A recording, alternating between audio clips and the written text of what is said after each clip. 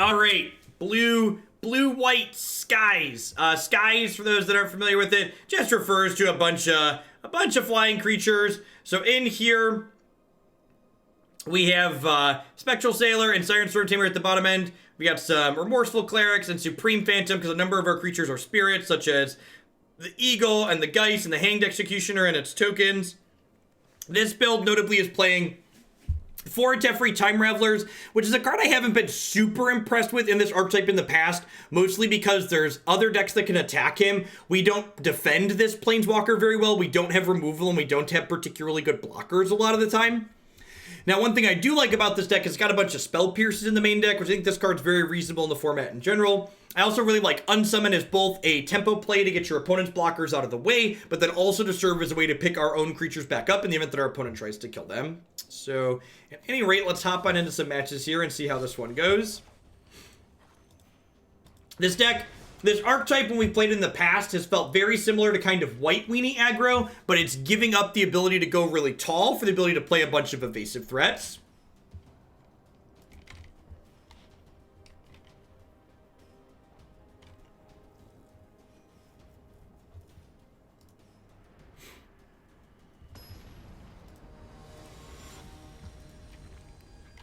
How's the non-Magic gaming at Gen Con? Excellent.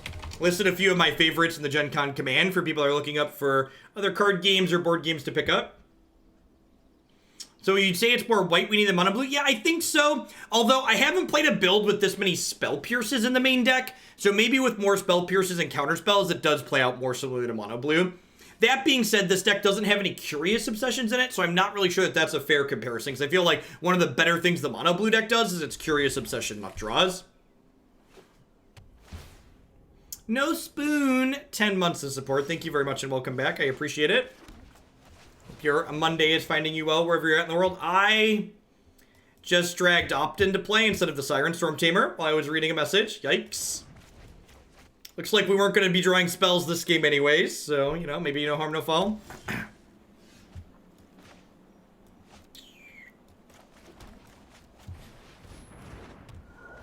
Smells like Esper. The fact that I don't have the Stormtamer in play means when they play Teferi this turn and bounce my only creature, I can't kill the Teferi. That's less of a big deal. Might be time to restart Arena. Frame rate rag. Anyone have deck suggestions for the treasure event? I'm told Black Red Aristocrats is very good there because Mayhem Devil triggers whenever either player sacrifices a treasure token. So the Black Red Aristocrats deck from my website. How to do in the AOS Champions Tournament? I lost in the top 4. Went 3-2 overall. It was a very small tournament. I think we had 10 people. So I was the top 40%. The game's a lot of fun, though. It's just refreshingly different than Magic, and the pace of play is a lot quicker, which is nice.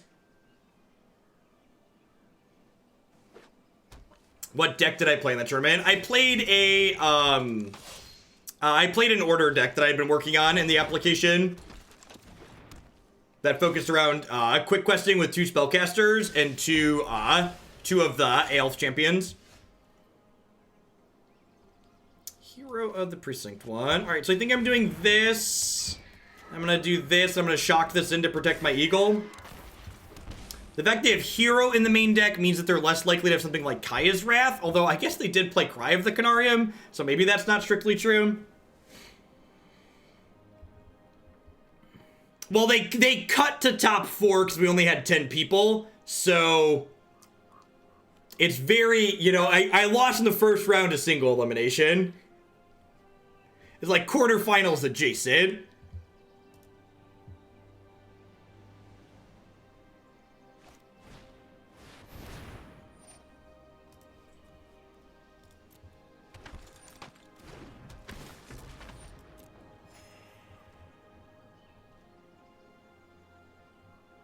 Never mind, business as usual. Yep, exactly.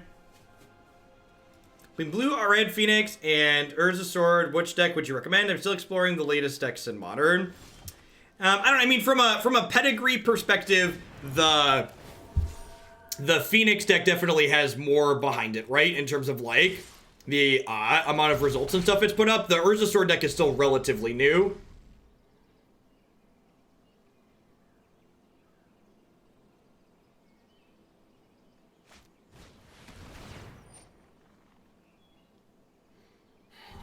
I'm just gonna flash this in response, I think.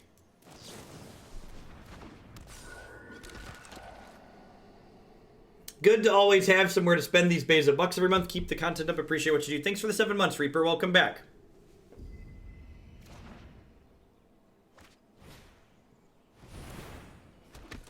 All right, well, that could be worse. They're gonna bounce something, but I'm gonna get to kill something next turn, or kill it next turn.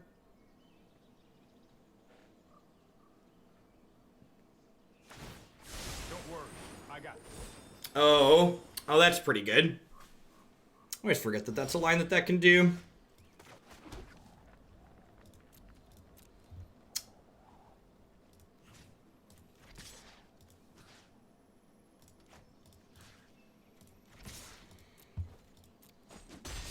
Oh, you know what? I should have activated this because I could draw Seraph.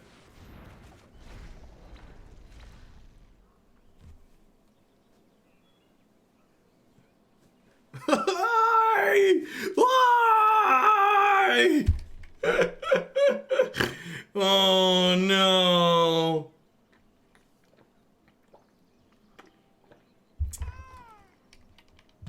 We played ourselves, chat. I played myself. At some point, I will use my called shot power for personal gain instead of personal sadness.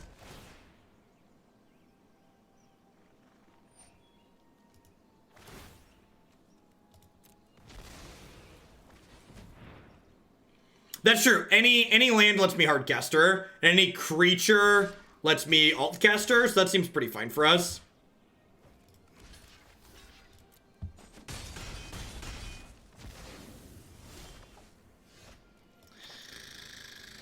Oh, dang it, Bobby. Trust me, you'll thank me later. There goes nothing.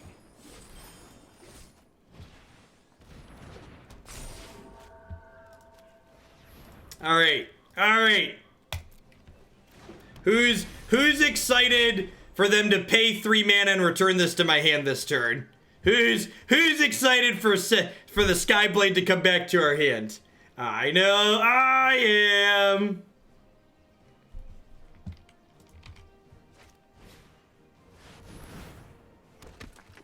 Okay, that's at least gonna die to an easy attack here. Let's take it back.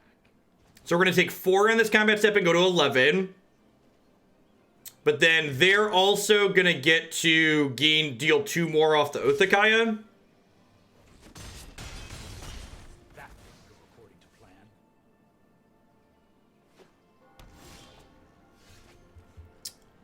Huh?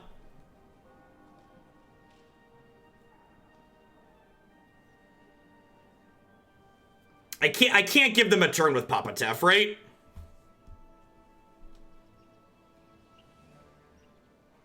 They just like have any removal spell and I die on the spot.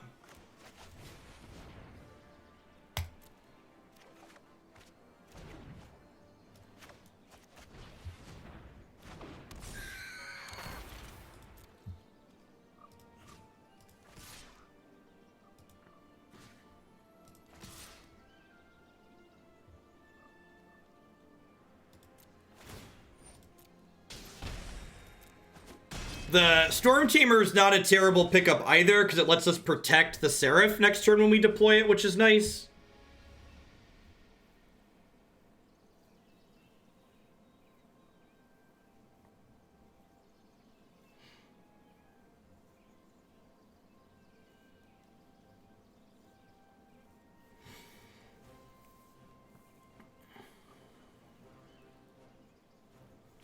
I also have 5, 6, 7, 8, 9, 10, 11, 12, 13, 14, 15. Maybe I should have hit them. Maybe I should have been more aggressive and hit them to 11 this turn. That's probably the line, huh? Yeah, I think I was a little bit too defensive this game.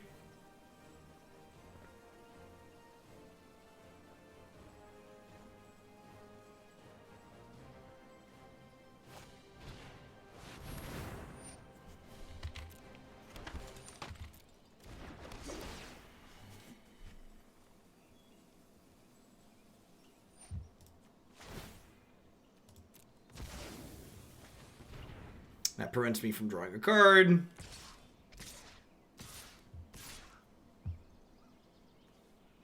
If they have land plus Oath, I get punished for blocking here.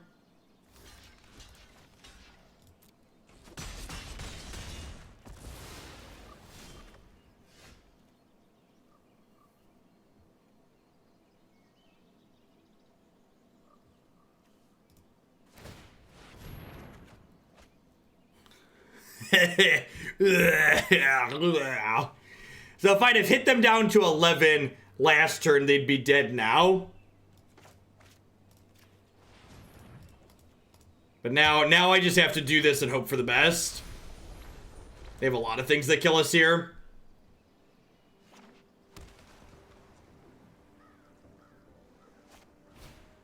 Including that one.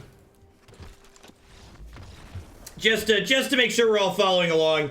60 weeks, 3 days, 10 hours, 45 minutes, and 39 seconds until 3 mana Teferi rotates.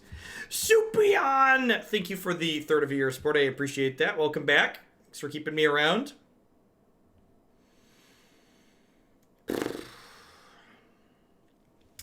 felt like that game was a good example of why, like, I don't really want this card in this matchup, right? Like, it's just like 3 mana Unsummon. It's just like super clunky and awkward.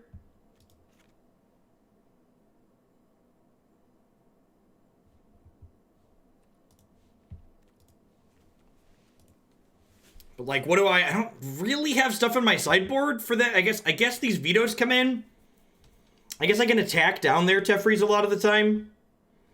Maybe I want these to clean up their hero tokens or take their heroes underneath it. That's probably fine. Let's give this a try.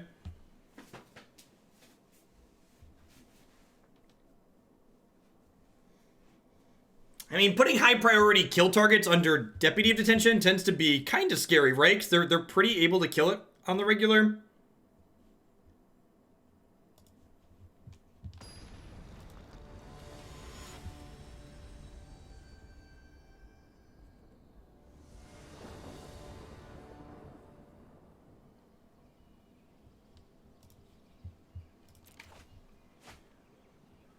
Well, our hand is very beautiful. Unfortunately, it is not keepable.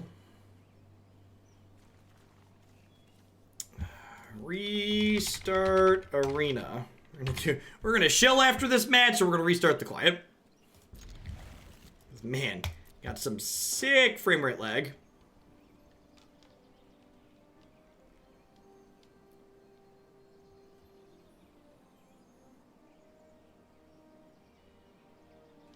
Pretty good curve here on the play. Tamer into Cleric into Eagle, that makes them all better.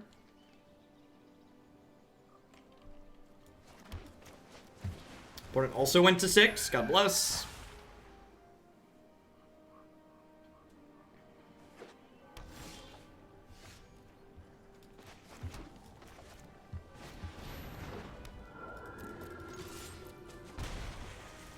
Have a good one, Esper. Thanks for the support.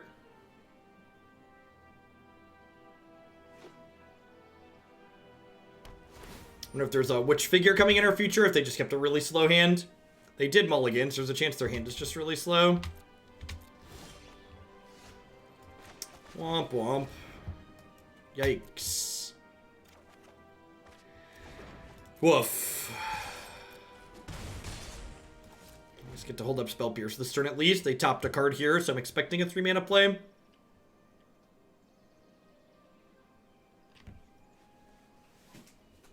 Like Spell Pierce and Oathakaya or a Planeswalker, untap, play Eagle.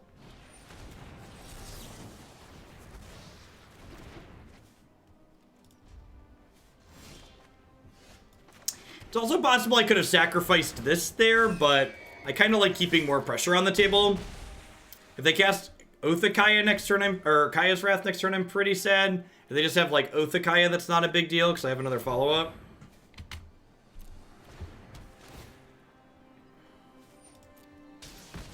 Yeah, we've talked about that before, PK Jeff. There's a lot of different knobs they could have turned to make 3 mana Teferi less obnoxious. My personal favorite suggestion for thing they could have changed with 3 mana Teferi is I would have made it so he only had 3 loyalty to start, so that way you couldn't play him, draw a card, and still have a Planeswalker out every time. So you would have to wait a turn cycle to get value out of him and keep him around. That's really unfortunate. I passed holding up Veto instead of playing the Eagle out to hopefully counter a non-creature spell, and we just got very punished by this play. Undoes all of my work, basically. I think we're just passing at this point. I need to, like, hope to draw a couple of lands here. If we draw even a single land, we can Eagle and hold up Stormtamer to protect it at least. Hopefully they just jam a big Planeswalker here and we get to veto it. Would be ideal. Yikes. Yep.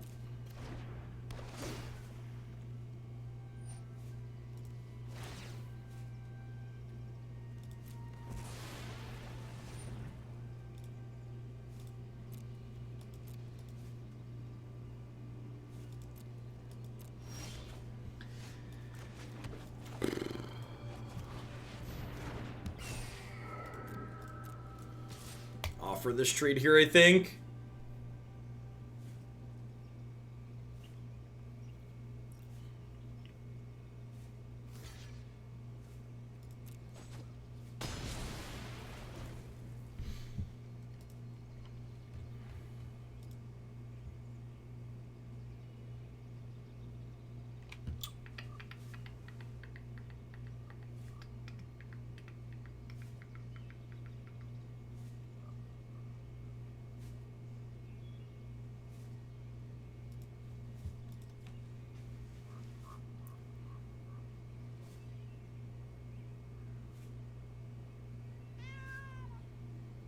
All right, what do we got? Yep. Yep. I know my responsibility. Let's try this. Lord, please. Lord, please. Lord, please. Lord, please. All right, I think we're on the... Suppose that's how it was meant to happen. We're just like crossing our fingers and hoping for the best here, basically. This block's on the ground at least. If we get to untap with the Deputy still intact, we should be in a good spot. I think that's pretty unlikely to happen, though. Opponent's deck's pretty interactive. Or there's an Oath of Kaya coming, or Kaya's Wrath. Yeah, Wrath is what I meant. Yikes. I don't even get an opportunity to cast this in response the way Deputy of Detention works. Feels bad, man. All right, how we doing, folks? I'm gonna concede this game. How we doing, folks? Welcome. Good morning, good afternoon, good night to everybody wherever you're at in the world. Thanks for dropping in here today. My name is Jeff Hoagland. I'm a full-time streamer and content producer here on Twitch. I'm here playing Magic 30, 40, sometimes even 50 hours a week. If you enjoy constructed best of 3, it's definitely a channel for you. We always try and play a ton of different decks every day, and we usually change decks every 60 minutes to 2 hours. As always, love to give a shout out to my wonderful subs. I wouldn't be here day to day without their support, so thanks to all of them for keeping me employed. I'd also like to plug a couple of my sponsors here really quick. The Vitamin String Quartet makes unique instrumental string arrangements, everything from Zelda to Zeppelin, and they would love to underscore your next gaming session. You can find them streaming now on services such as Spotify and Apple Music. InkedGaming.com. We'd love to help you customize your gaming experience using code Jeff12. You can save 12% on custom playmats, mousepads, binders, and bags with them. You can upload your own custom artwork or choose from the wide range of artwork that they already have on their website, such as my own Hoaglandia branded merchandise. And of course, CoolStuffInc.com buys and sells a lot of cool stuff, including TCG singles. Using promo code Jeff5, you can save 5% on Magic, Pokemon, and Yu-Gi-Oh cards there with them. Hairball coming in hot with the 10 months of support. Thank you very much and welcome back. Don't make your life garbage time. Join us in Hoaglandia today by subscribing to Jeff Hoagland with Twitch Prime today. Alright, let's head back on in with our Blue-White Skies deck, see if we can get on the scoreboard here a little bit. Just got beat up pretty thoroughly by Esper Hero. Pretty typical story for these kind of low-quality synergy decks playing against a deck like Esper Hero. Opponent kind of picked us apart in a one-for-one fashion, and then their individual card quality overwhelmed us.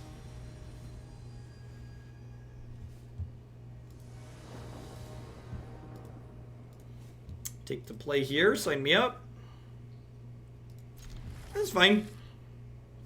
Needs to draw a third land, but it's got an up to do so. On the play.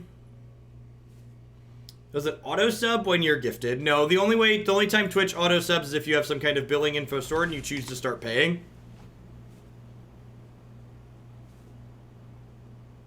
Twitch Prime. Twitch Prime and sub gifts are a one and done unless you renew them.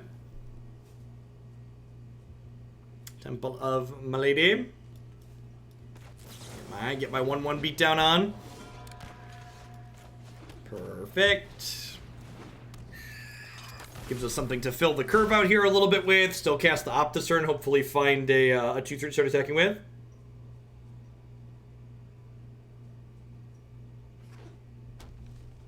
Jund, you say? Rick's Maddie. Some kind of reanimator deck? Maybe a mid-range strategy. Boneless! Thank you for the 17 months of support. I appreciate that. Welcome back. Thanks for keeping me around. Bottom. 3 shots to the land tier. Look at that. God bless us. Everyone. Thunk. Really aggressive start for us here on the play. Get to go ahead and play this and crack them for 9 next turn, which is nice. Very nice. Jund in this economy? Maybe they're playing some kind of Planeswalker deck. The Jaya's Immolating Inferno seems to say, like, Planeswalkers to me. Oh. Jund at this time of day. Usually we're used to seeing Jund in the mornings on Magic Online. It's been rare on Arena in the afternoon.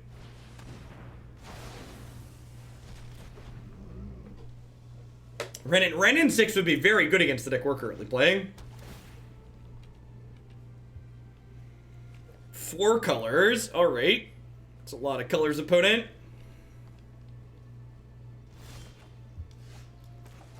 That's nice. We have an Unsummon to save our next threat.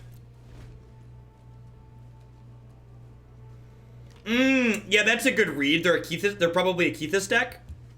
I bet that's true. That would explain the Immolating Inferno. Playing a double red card in your Kethis deck is ambitious. Ambitious, I think, is the word I'm looking for.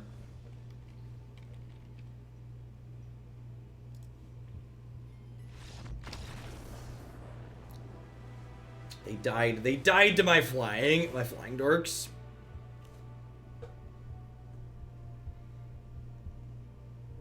Aether Gust is probably pretty okay.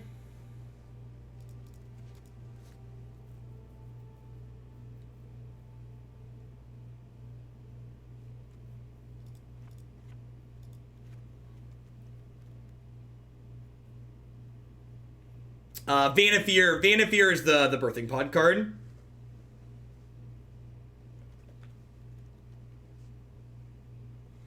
Unlimited power. With great power comes great responsibility, New Genesis. Bear the sword well. This is fine. It's possible I want Tocatli on our guard after we see a little bit more of their deck, but after just seeing Rick's Man, I'm definitely not boarding that in.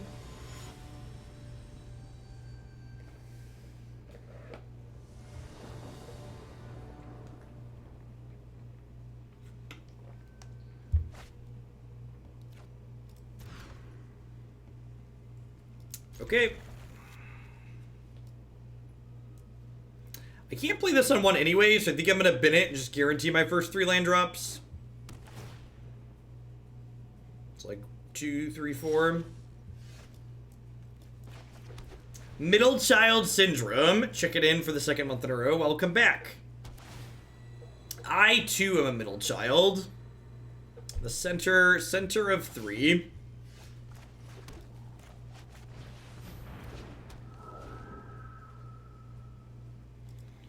Yeah, we played some Temur Vanifear at the beginning of this season, and it just did not feel particularly good. They had 5 colors? We've seen all 5 colors now, right? They had green last game. Hey, Greg, thanks for the 2/3 of a year. I appreciate that. Welcome. Thanks for keeping me around.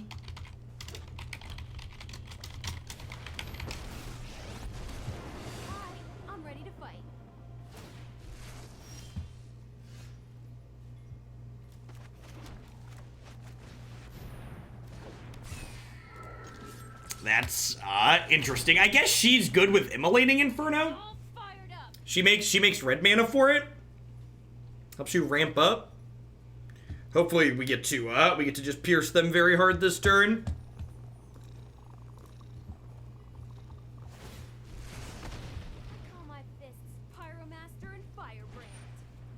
Pyromaster and Firebrand.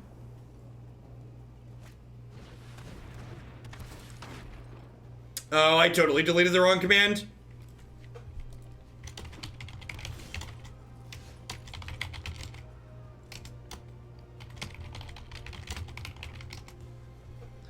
Thank you.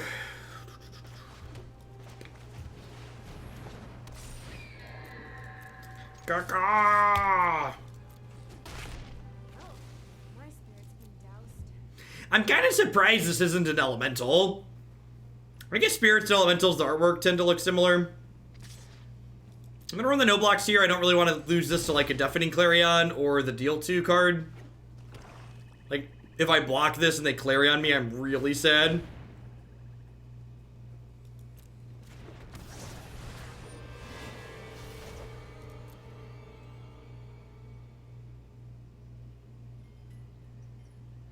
Okay. They have 2 swamps in their 5-color deck. That's interesting.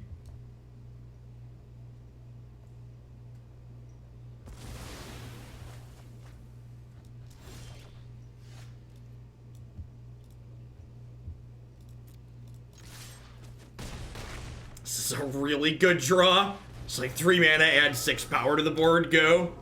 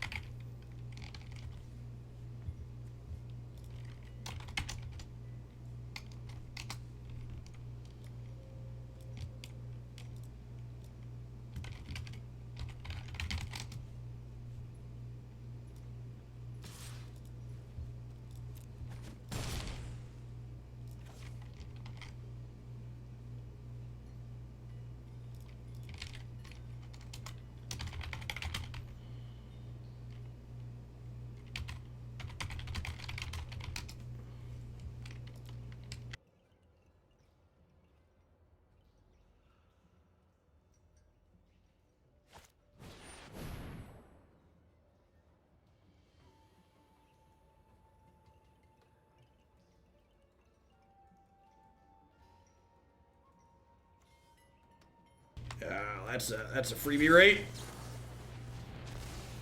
Yeah, Pierce a card that normally draws dead, right? But the fact that they sacked a bunch of lands helped us keep value on it.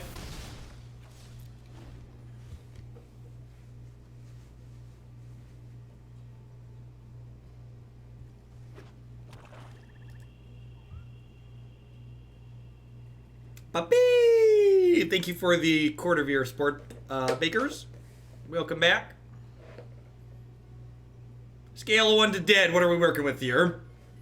We don't get Kaya's Wrath. We can Aether Gust a red sweeper. I suppose we can get Ritual Ascended out of this game. It's a card they could be playing. I don't want to rule anything out too much because I feel like my opponent could be playing like literal anything at the moment. They're on like 5 color cards they like. Like a legend sub-theme.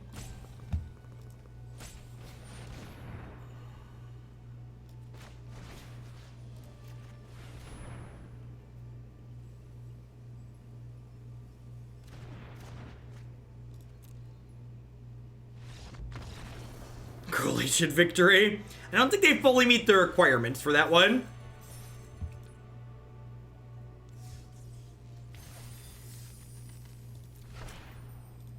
If you exiled Bant to in response with their spell fizzle or not, it would not. So the way legendary sorceries work are, you only need to have a legend in play to cast them. It's not like an intervening if clause.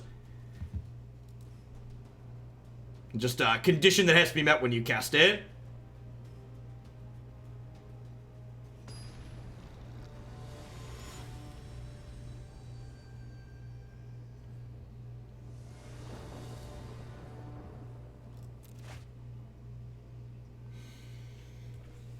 Huh? Hey, awesome, Renegade Chip. It is the red black list I've been working on, but some other people were the ones that said it ended up working well for them, so I haven't played that event myself with it. If this Plains was an island, I think I'd snap this off. But is it crazy to mulligan this? Like, I don't have any flyers for this to work. I think I'm supposed to play catch and release there. This hand's much better. We'll throw a Spell Pierce back and like have a 2, 3, 4 curve. If we're really lucky, we'll Spell Pierce something on 1.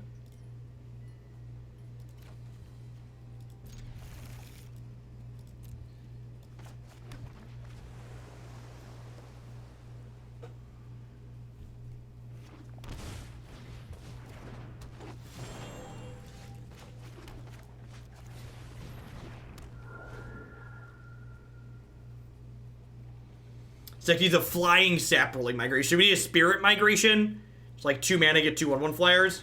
Can I get more Lingering Souls? That's what we really need, chat. I really need more Lingering Souls. Just like splash black and get some souls in my life. Please play Nissa. Please play Nissa. Please play Nissa. Please play Nissa. Puppy! It's what I'm talking about. It's what I'm talking about. We're still dead because I don't have a 3rd land, but I got the visceral satisfaction of piercing Nissa there. Good old swings. The swings, they are huge. Humongous swings. Dovin doesn't make spirits, though. Vomit. Yeah, this many 3-drops in the form of Free Time Raveler has been pretty unimpressive here.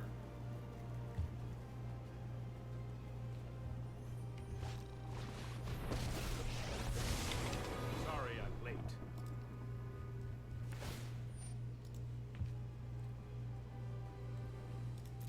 I've got time.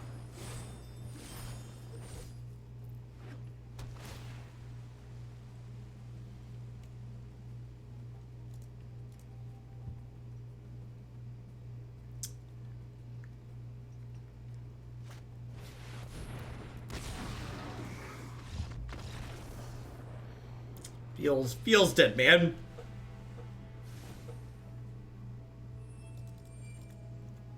Aether Gust seems sweet again. I'm gonna cut these again. I'm gonna bring in this extra veto. Maybe Deputy of Detention is fine. Deputy of Detention cleans up their Hydras nicely. They probably have,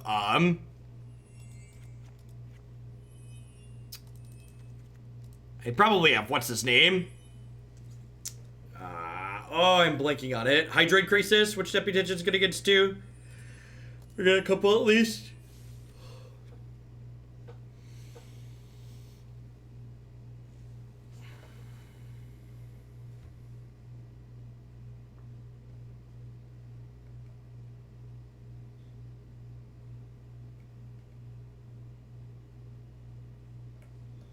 Yeah, the Vicious Hydra. Because when the Hydras come out from underneath the Deputy, they come back into play as 0/0s or whatnot. Or 0/1s.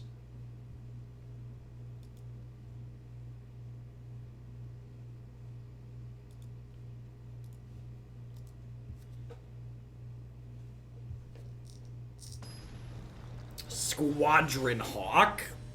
Would that card be good in here? I think it's worse than Lingering Souls because we have Supreme Phantom.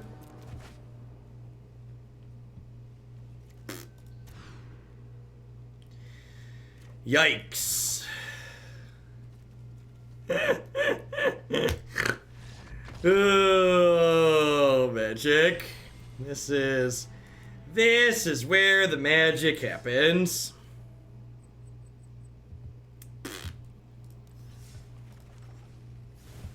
That's not the button I wanted to press. So I'd like to compare this with the build from my website.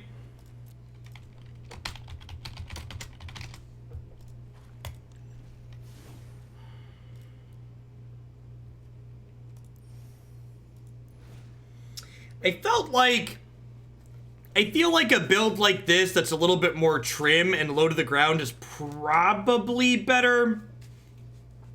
It is slightly less pretty. That's true. Yeah, the curve in this deck looks nicer. I'm not unconvinced that Spell Pierce is bad. Keeping some Spell Pierces is probably fine. Like, I don't know that I'm married to these favorable wins, for instance, but I feel like having slightly more 1-drops and having This card, the Sphinx of Good Hands, is like really reasonable a lot of the time. Let's play some games with this and see how it compares. But notably, the big difference between that last list and this one is that this one doesn't have 4 mana Teferi, or that's not the deck list I want. This list doesn't have 3 mana Teferi in it, sorry. And 3 mana Teferi just really felt pretty clunky. We can't defend it. It costs a lot of mana. It's a sorcery speed play that we tap out for.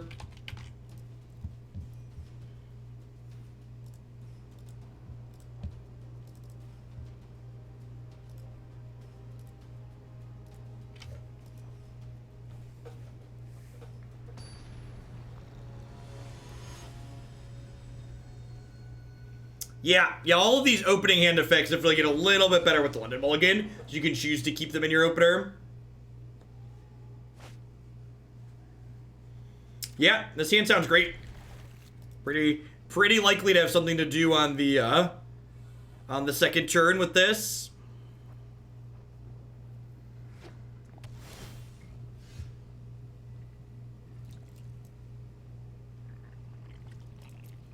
Yeah, I think that sounds great.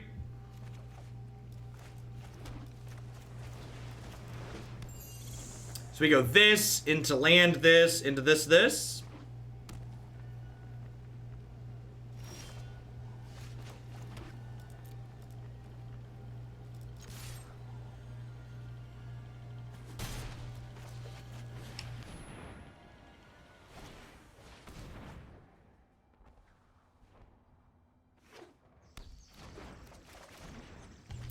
Probably Scapeshift. Oh, you know what? Are there Deputy of Detention in the sideboard?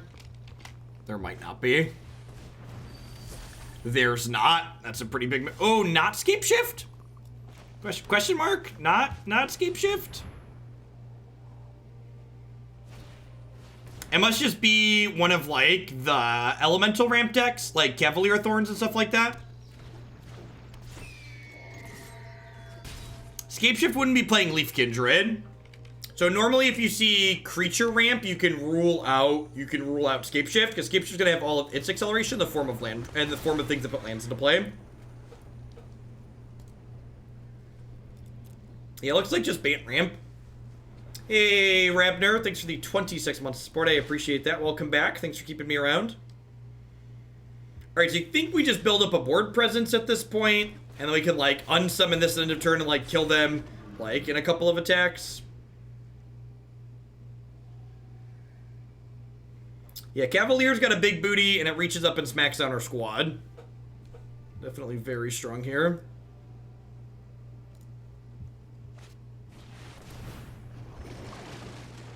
It's pretty scary, too.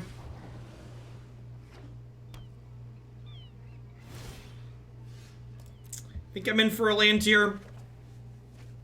We can go Sphinx of the Good Hands into a Spectral Sailor. It is also worth noting that if this had been a favorable wins, these would be in a better spot, right? It's like if these Sphinxes were 6/6s, they could attack into like Cavalier and Hydrant Crisis here. If we're fortunate, we'll be able to scry into another Eagle or a Seraph next turn.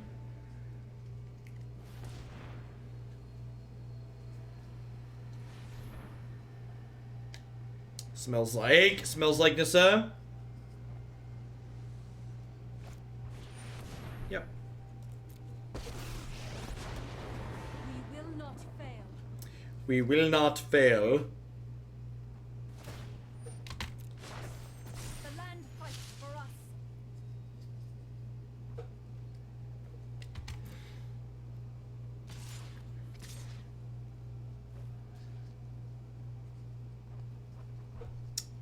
That's aggressive.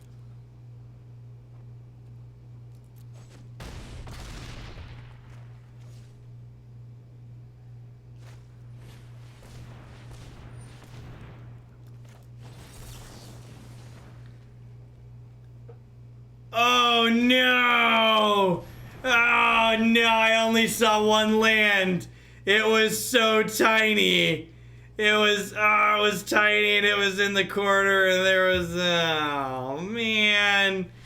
Oh man.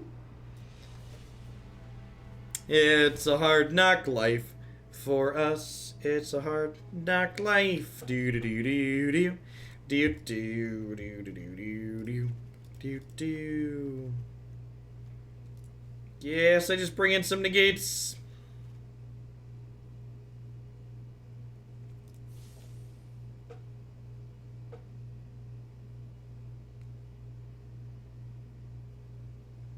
What's for lunch? I had an Avanti sandwich for lunch. Well, half of one anyways. They're rather large, so I put the other half in the fridge for later.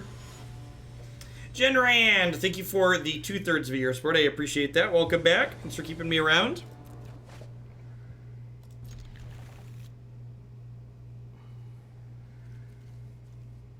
This is an okay curve.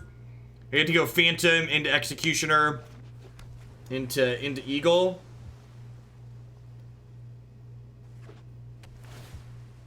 I mean, honestly, there's probably an argument that just, like, any deck that ramps a little bit should have some Nexus in it. Like, just randomly casting Nexus, even when it's not just, like, deck out insurance, has been really good in the Yarok deck. Hey, thanks, Snuggle Bear.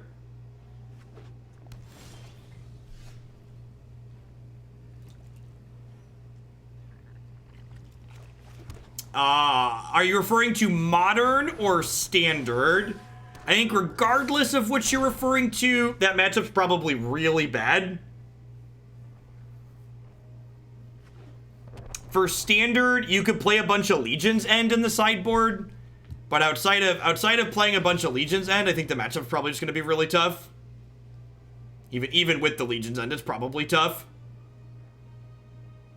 I'm not quite sure what they kept here. Whole lot of nothing, apparently. Maybe they just didn't think our deck was capable of an aggressive draw. Just like showing them that's very much not the case. It's like, alright, you're dead on board.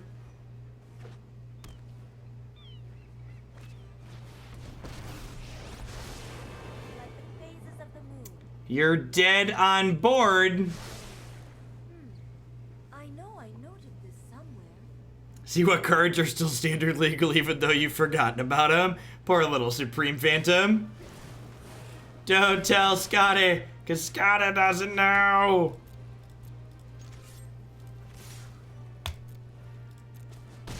Your face is the place. Alright, well, you know, that draw didn't even have a 1-drop in it, right? It's just like, Hanged Executioner is really good with these effects that give extra power and toughness, believe it or not.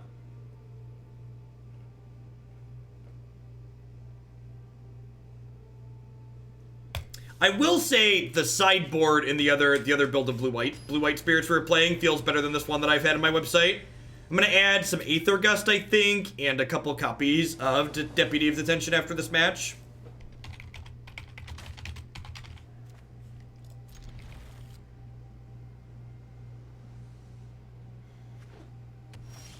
So the place we ended with the green-black deck, Steric, it only has 14 black sources in it, so you can't cast a black-black card on 3 with any amount of consistency.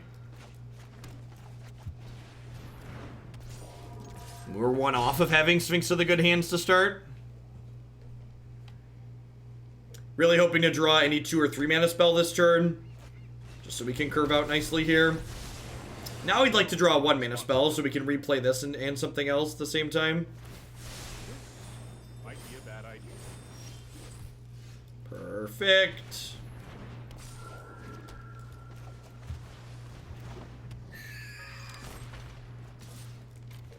Now the real question is, how badly do I want to play around a time wipe this game? Because they showed us time wipe off of Tamiyo last game, so there's a very, very real possibility that they kept another slow hand here on the back of a sweeper.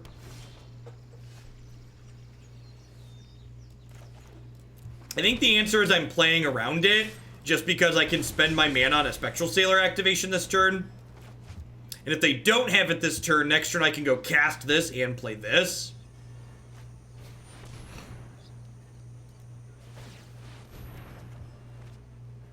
Is Flaying Tendrils a card that players want to survive the Summer of Hagek, or is it turn 3 is way too slow? Flaying Tendrils also doesn't get rid of Vengevine.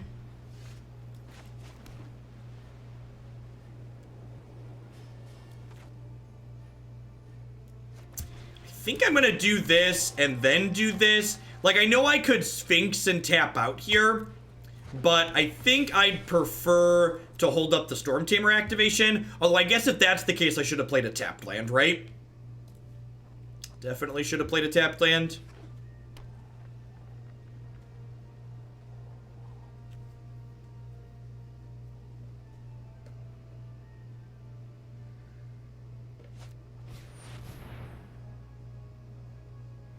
Did they just try and 1-for-1 that?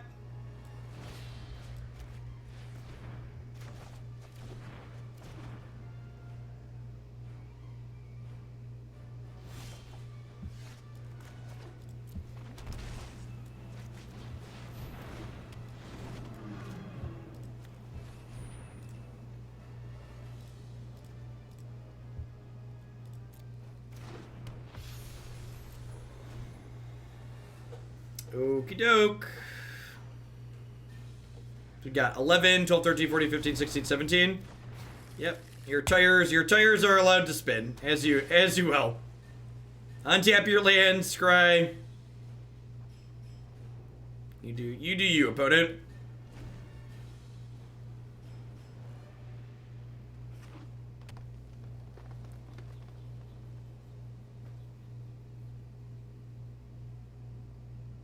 Yeah, it is like 0 mana explore in a way, right?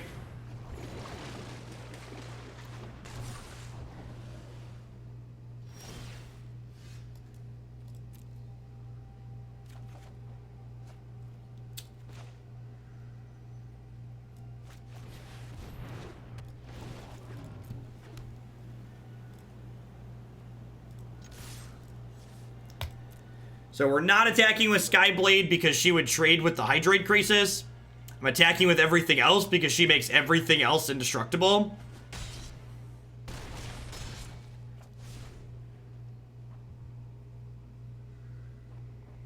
So I got a free 4-ball in there, basically.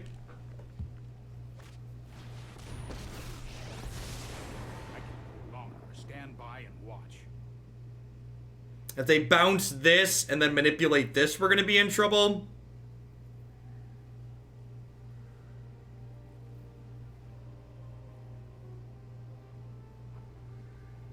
So we're hoping they don't have a second manipulation here. I feel like, or a third. I feel like there's a pretty low chance of them having a third.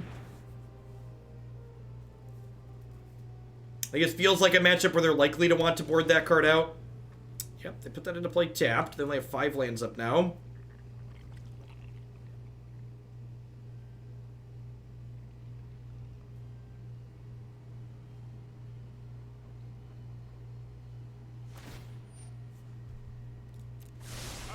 Yeah, attack me for 7 here. I'm just like hanging tight.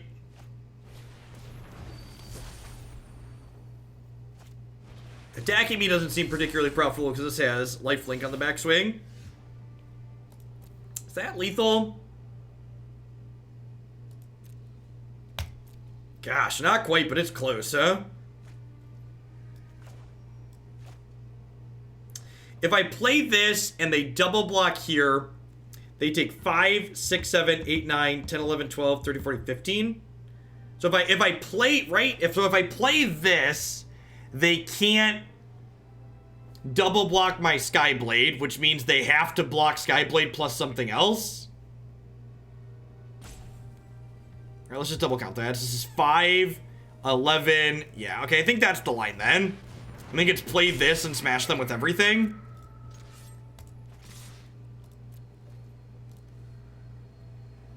Because, like, even if they get time wipe back here with the Cavalier of Thorns, like, everything lives except the Skyblade. I think this seems pretty reasonable.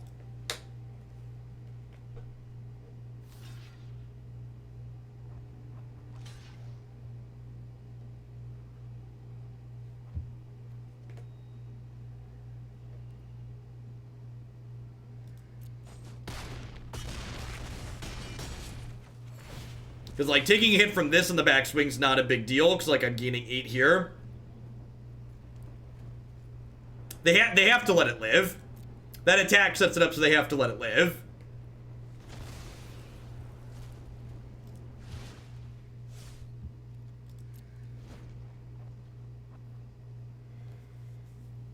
Yeah, they need double sweeper here, basically. Here we go. Here we go.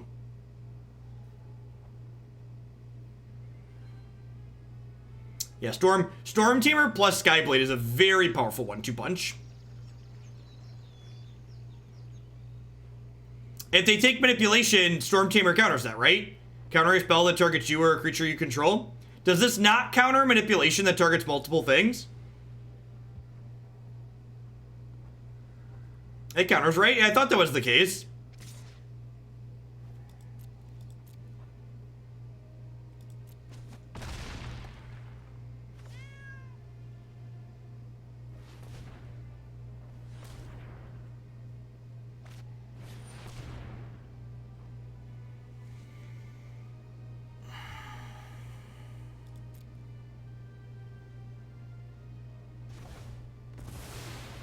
So they need a second sweeper here.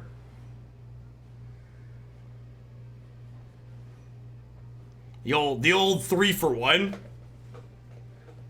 This is the pause while they're trying to figure out why my squad didn't die. They have to know, right? Because I've been attacking with indestructible things.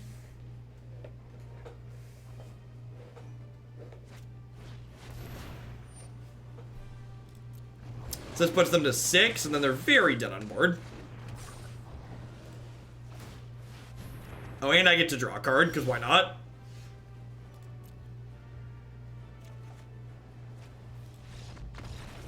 Sweet. Sweet. That felt really trim. Let's adjust the sideboard here a little bit. Played a variation of the Arc field deck on your website for locals. I only have 2 Cavalier and 2 Yark, but it still ran super smooth. Ran over Flash and Esper Hero, but drew against Control. Yeah, the Control matchup I think is good, but it definitely goes long. So if you're not both playing quickly, it's going to be tough. Could they have used Teferi to bounce Skyblade and then wipe? They could not, 1, because Teferi was on 1 counter, but 2, Siren Stormtamer stops Teferi from bouncing my Skyblade. So those two together are a very good, like, 1-2 punch.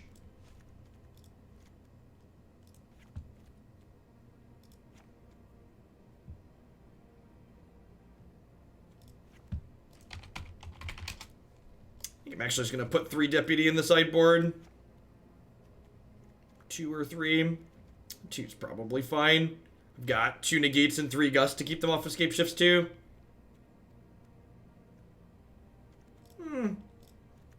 Let's go to 3. See how that feels. Thirsty Kane, thanks for the 5 months of support. I appreciate that. Welcome back. Thanks for keeping me around. And Artha News, thank you for the 3rd of a year support. Happy Monday.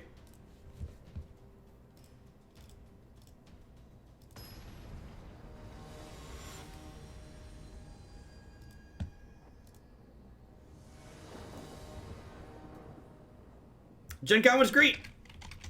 Some of my favorite games from the weekend listed here in the command. In general, it was just a lot of fun. Look at that. Double Sphinx of the good hands, chat. This hand really needs lands 3-4, but there's a good chance we find them.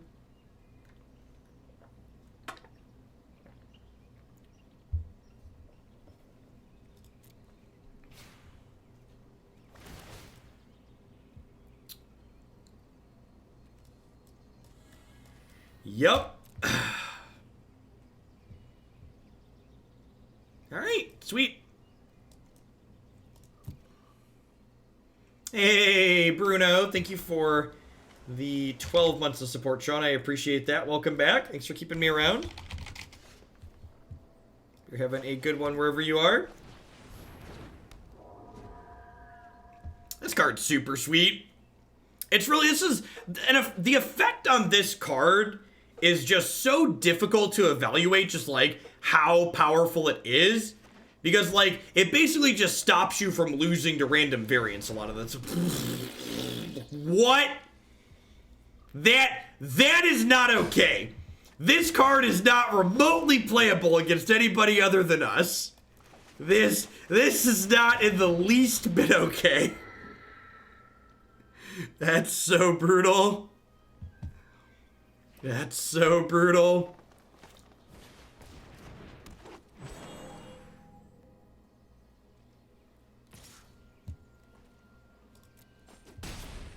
Yeah, I haven't even been seeing this card in like people's 75s, much less a main deck card.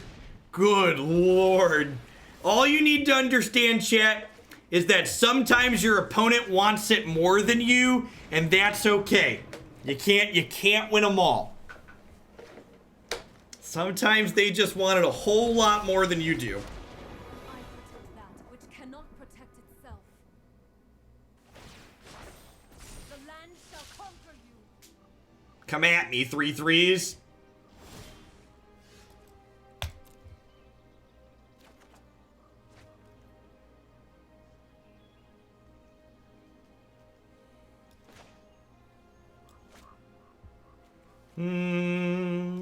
I'm gonna do this plus this. I'm gonna leave this back to pump the brakes for a second. Maybe I'm supposed to ship this turn. I don't know if I can attack for 9 on the backswing if I do that. That being said, if Skyblade gets down, this card's probably pretty close to unbeatable in this matchup.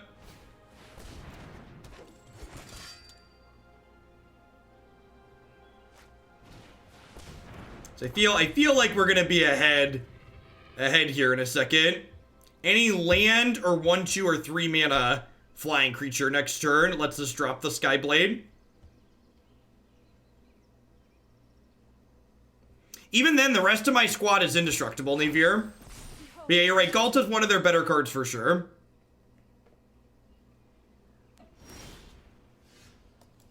Yikes. Yikes.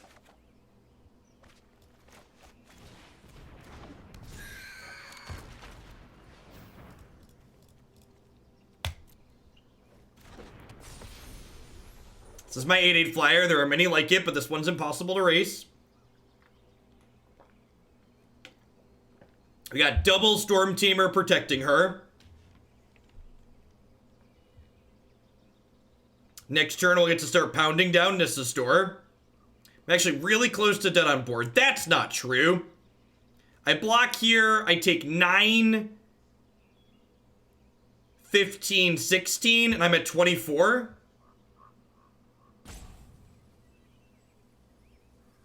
I'm at 20 or 23. I'm at 23 and they're attacking. I block here. Harness the elements.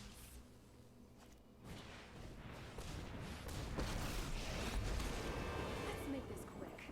I've got other things to burn.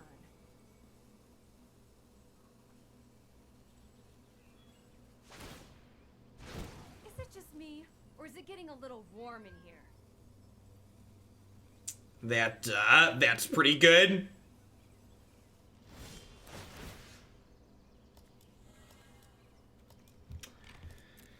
Huh? I guess this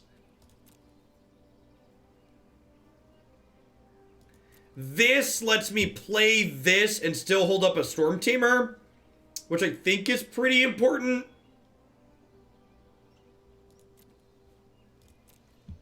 I think that's important.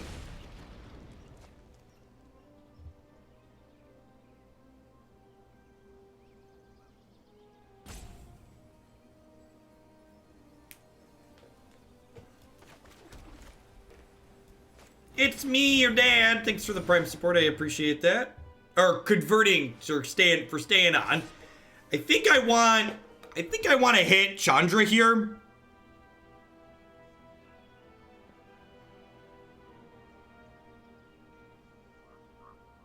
I think I just smacked Chandra here.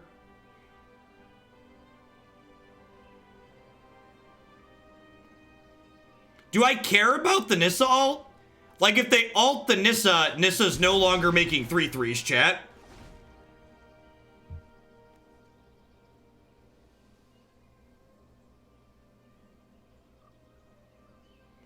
And, like, if they -8 this on here, I get to Stormtamer it. So they have to have a second way to kill my Skyblade still past that. Yeah, Nissa's, like, even if they have a second Nissa here, like, my squad's indestructible too, and, like, I'm just gonna, like, the Skyblade's gonna race them very quickly in the air. We, like, hit them for 8 and then kill them the following turn. Are they dead on board? This is 18, 20. Yeah, I'm at 20. I'm at 24 on board, right?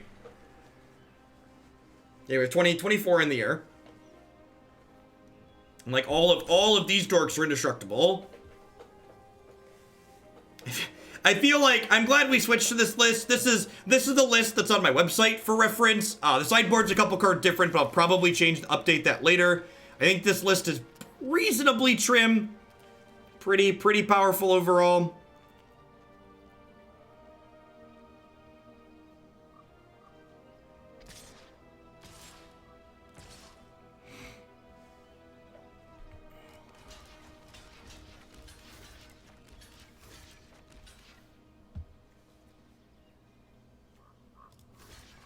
I should technically overblock in case they have Collision Colossus. Nothing is taking any damage. It's a very peaceful board.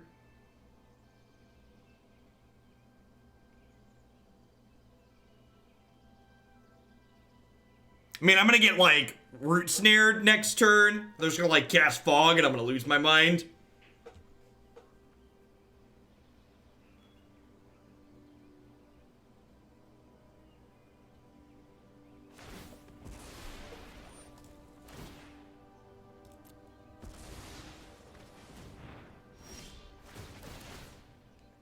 Yeah, I mean, like, that's their line, right? Their line is, like, hope that doesn't work.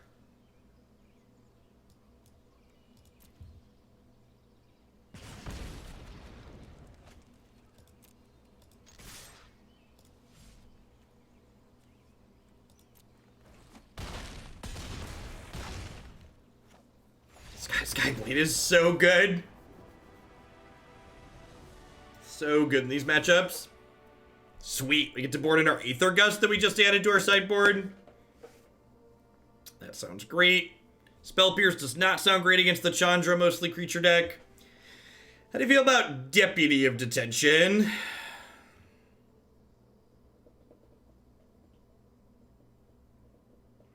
How do you feel about Supreme Phantom?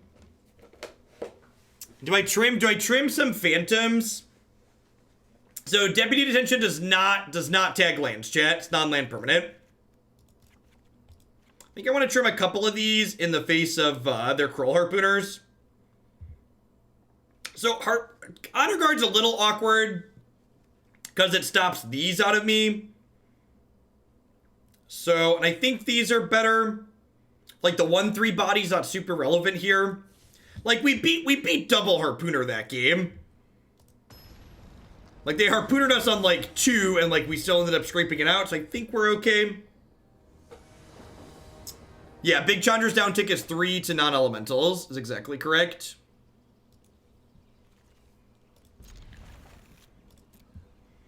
Sphinx of the Good Hands.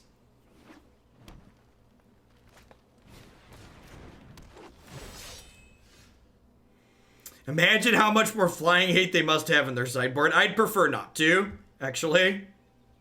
Okay, can I not imagine it? Hard pass.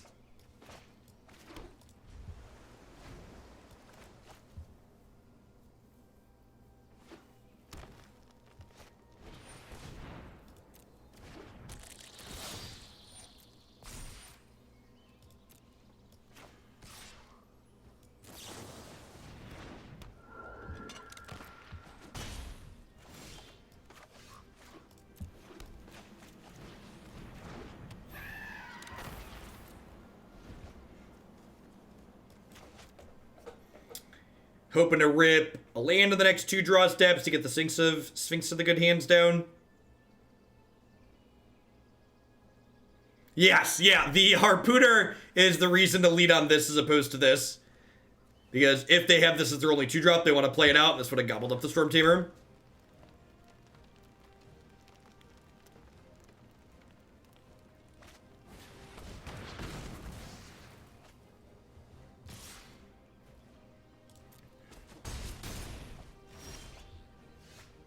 Huh? I think we're just curving out these creatures here. Hey, thanks for the half a year, Drake money. I appreciate it. Hope your Monday is finding you swell wherever you are. I think I'm supposed to double up here.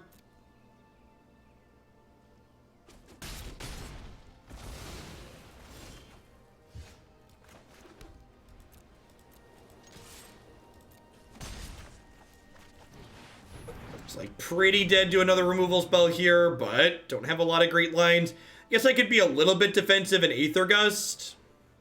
Yeah, looks like we're getting bit again here.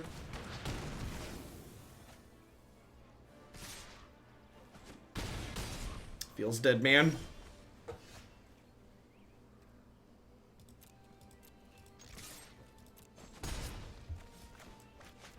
It's really, like, in theory, not dead yet.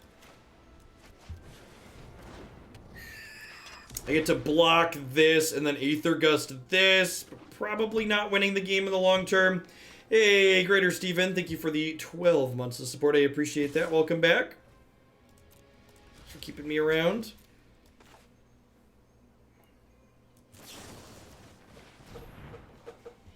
So it's important that we do this after they draw. Didn't matter. They got it bigger with Trample anyways. Ambusher's a sweet card in their deck. Is a sweet one.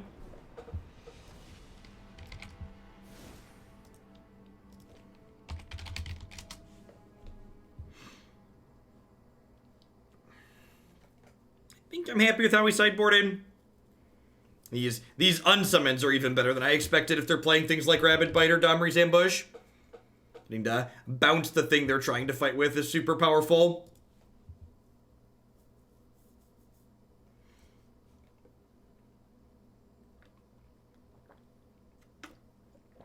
So, just as a note for people that are my regulars, I appreciate all of y'all here. As a heads up, moving forward, my regular stream schedule is going to be stopping about this time. It's currently 10 after 2 Central Standard Time for me. Today, I'm running late because it's my first stream back post-Gen Con, since I had a few days off, but the remainder of this week I'll likely be done sometime around 2 o'clock every day.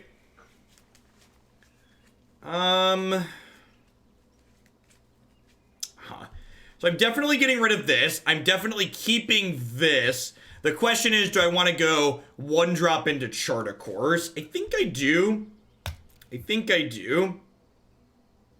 Oh, and just to finish that clarification, I didn't add that in there. So I'm going to be starting an hour earlier too. So I'm not streaming less, I'm just shifting my schedule a little bit.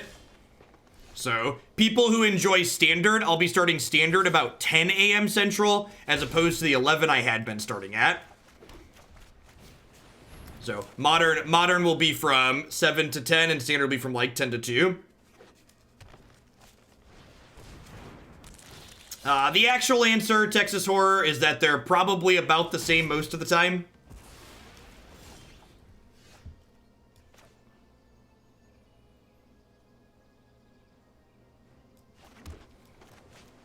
Yeah, my oldest starts kindergarten in a week and a half, so I'm moving my schedule up now after I'm coming back from the break to reflect what it'll need to be once he's doing that.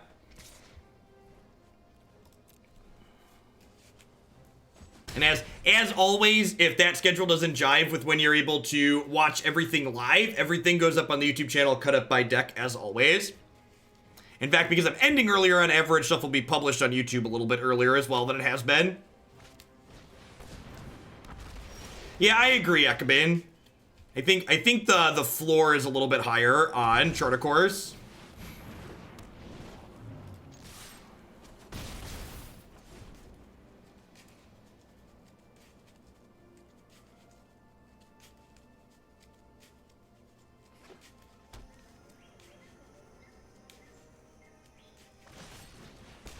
Wow! They actually do have more anti-flying cards in their sideboard.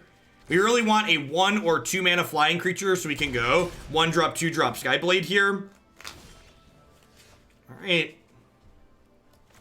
Now, unfortunately, if they have another Plummet, we're not going to be able to protect the Skyblade here.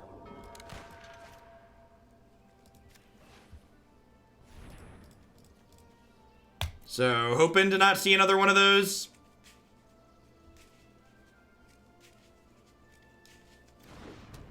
Maybe I'm just supposed to Sphinx to the good hands this turn again. And then, like, wait until I can... Even Aether Gust doesn't really do much, though, right? Because it just, like, puts it on top of their deck. Good golly, they wanted it more than we did.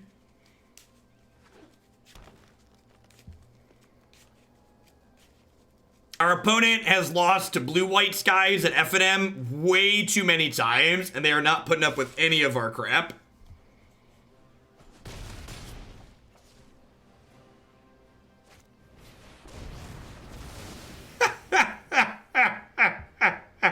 Sure.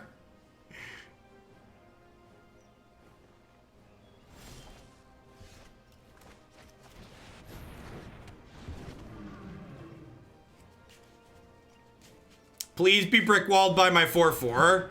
No! For those that missed it, this opponent had main deck Kroll Harpooner.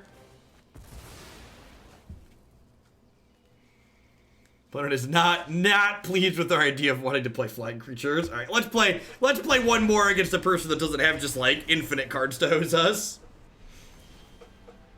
It would be ideal. Oh, plat 4 ring floor. You are cozy and warm.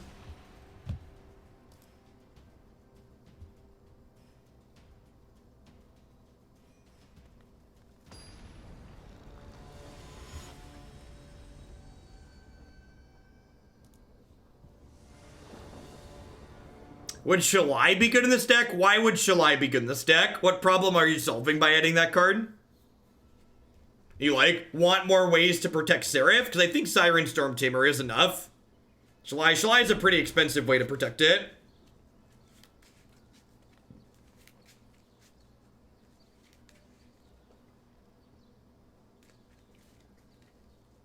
Although, Shalai plus Seraph does sound hot. Like, you have a 7/7 hexproof creature, and the rest of your squad's indestructible. It's a pretty reasonable lock.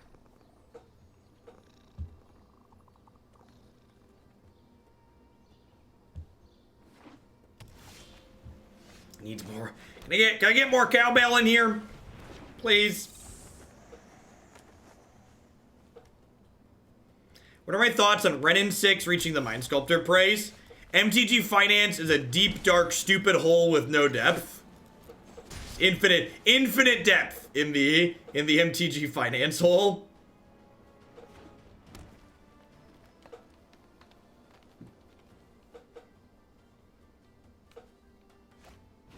People keep registering Renin 6, and I feel like the people who are playing Renin 6 in Modern must be playing a different Modern format that I've been playing for the last month.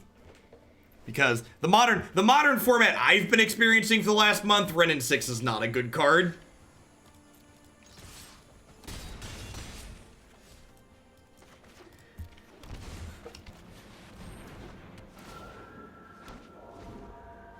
It might be that I'm supposed to hold up Spell Pierce this turn, because this is the Circuitous Route turn. Well, they could, if they just play like Cavalier Thorns, I'm pretty sad that I held that up. Blast Zone's kind of rude.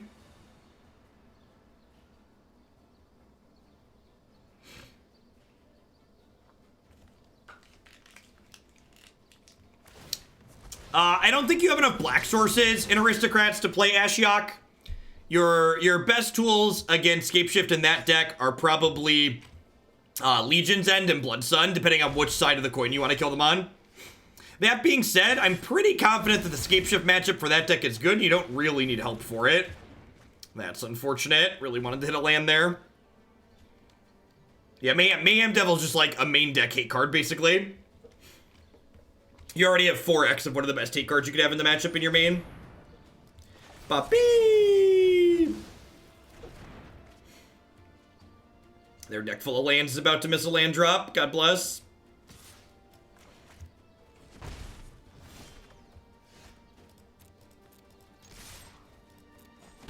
No Hearthstone today. I said good day.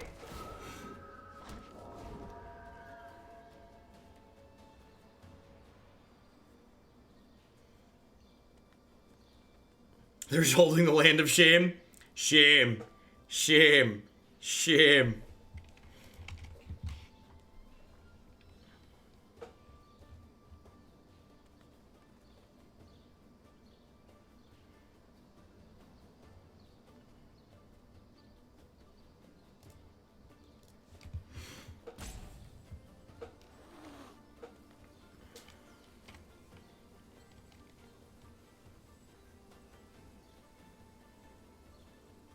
Alright, got them on a 3-turn clock here.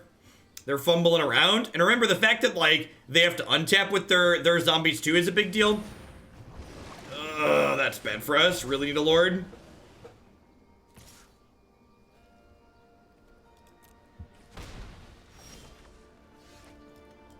Just like we drew it up, chat. Just like we drew it up.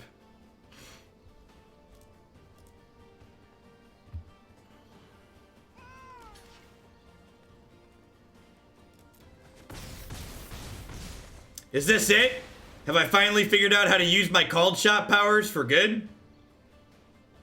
Thanks, Morgan. Rude. Rude.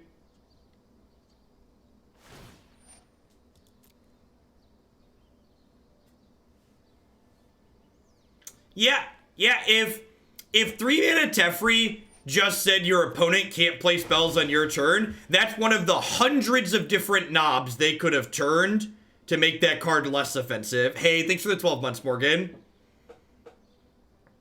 But the fact that it counters Finale of Promise, it counters 3-mana Chandra's downtick, it just incidentally counters so many different things. It's just so unbelievably offensive.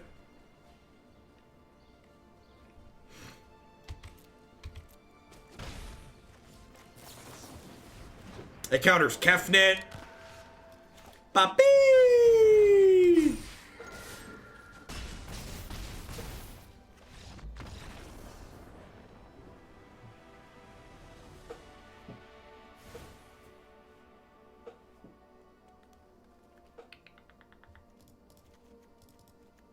Gus, Negate, Deputy. Unsummon seems pretty bad here.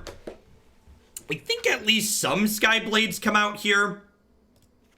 They'd probably have some sweepers post-board. I don't mind having a non-zero number of Skyblades against, but like, this card just getting bounced by Teferi is pretty bad. Am I supposed to cut all of these? I'm probably supposed to cut all of these, huh?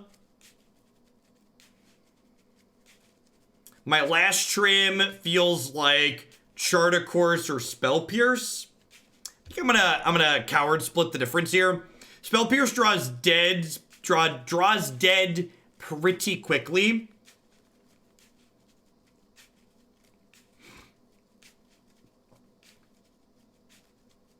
Hey, no worries, Morgan. And on the back end for myself, Morgan, a Prime sub is exactly the same as a Tier 1 sub. That's why all the benefits are the same. So if Prime is easier for you, keep your dollar dues and just ship me the Bezo bucks. It's all the same on my end. I appreciate the support either way.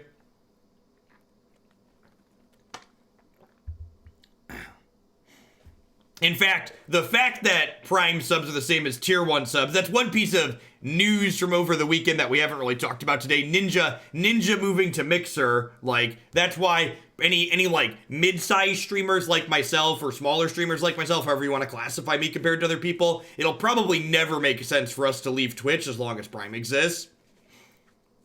Prime is just so many extra dollar dues that you wouldn't have on any other platform. How greedy is it to bring in Tocatli just to shut off their Reclaimers and Cavaliers? I think it's pretty bad. Not all of the Bant decks play Cavalier either. So like if I see Cavalier and like Wild Growth, the Risen Reef out of them, I'd probably bring in Tocatli, but against just Reclaimer and maybe Cavalier, probably not. Hey, Lintix, thanks for the 4 months. I appreciate it. Would you say it's the prime reason to stay? It's definitely one of them. Twitch having one of the largest audience bases is important too, right? Like people looking to watch Magic are generally going on Twitch, not like YouTube Gaming or Mixer.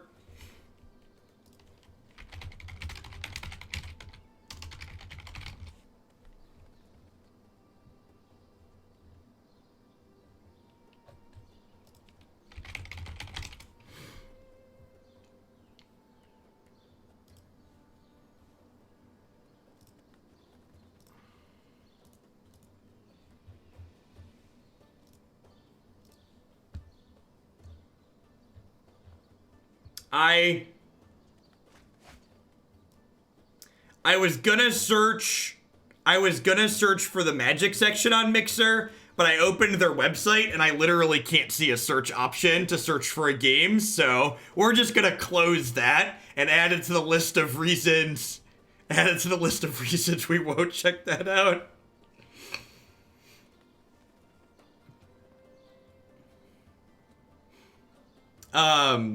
What's Mixer? Is it Tinder but for gamers? No, Mixer is a competing platform for a streaming service like Twitch. I think I'd actually rather just have Double Eagle here than the Hanged Executioner.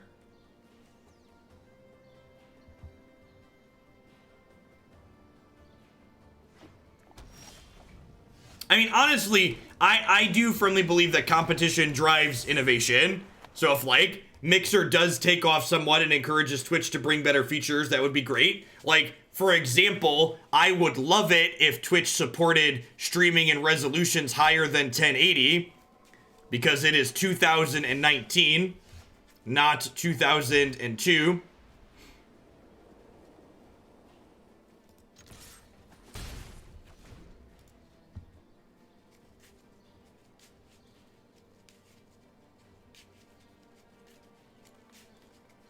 Look at that, you figured it out? I wasn't smart enough to figure it out. Oh, you have to click games and then search in games? Why isn't there just a search box on the front page? I don't understand. Yeah, we got plenty of answers to their boys and girls here, which is nice. No, give me that 2002 crap. So, Mixer is, if you'd heard of Beam was bought by Microsoft, so Mixer is rebranded Beam by Microsoft. Kinnex Jr., thank you for the 5-month resub. I appreciate that. Welcome back. Thanks for keeping me around. And it gained some interest because Mixer cut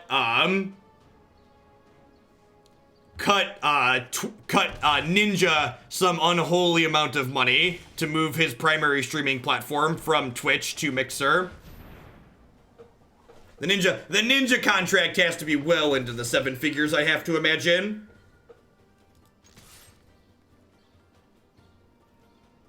There is a Google Twitch. It's called YouTube Gaming, and it also didn't take off.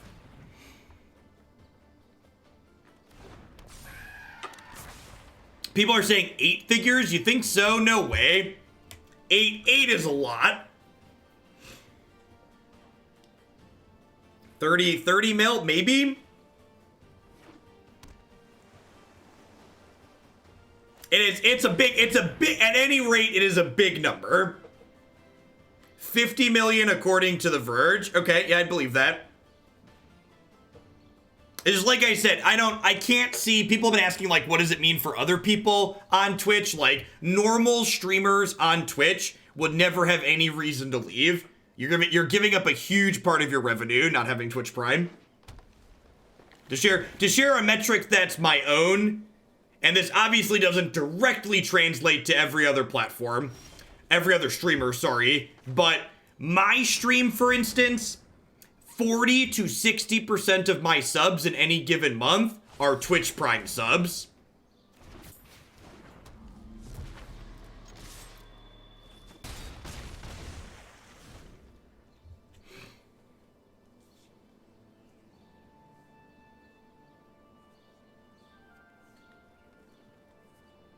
I definitely see a world of a Twitch Prime competitor with some Xbox thing. Yeah, maybe Waffle. It's just, you know, how many Xbox users are there versus just like Twitch or Prime people who have Prime, right? Like the number of people who have Prime just because it makes their life easier is high.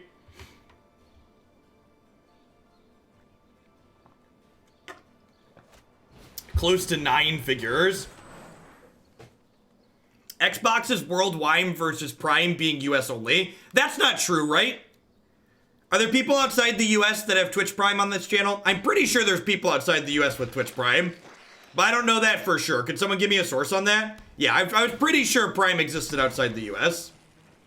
Amazed! Thank you for the quarter of your support. Speaking of Prime, welcome back. Thanks for keeping me around. Yeah, see, everybody's in on the Prime dollars. Alright, so this is lethal, right? We get to yoink this, and then I attack for 9 in the air. It's the old Xaxes.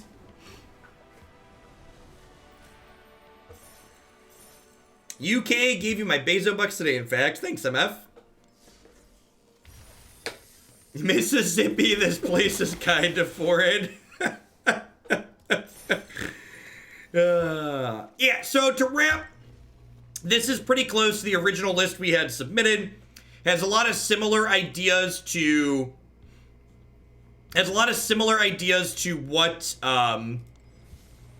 what our list is doing, but the big difference being twofold. The first is that we're playing some Charter courses, and we're playing Sphinx of Foresight, just as, like, to make our deck a little bit more consistent. This lets us play only 3 copies of the Sky's Blades. They don't clump up too often, but it lets us find them very consistently. And the second thing this build is doing different is we're not playing 3-mana Teferi. 3-mana Teferi is a card that I find really underwhelming in this archetype. We're not able to defend it very well because we don't have creatures that block fantastically, and we don't have a lot of removal in our deck. So a lot of the time, this deck is just using its health total as a resource and flying over the opponent's board, which means that Teferi isn't something that we have a really easy time keeping on the board a lot. All right, that being said, it's going to wrap our blue-white Sky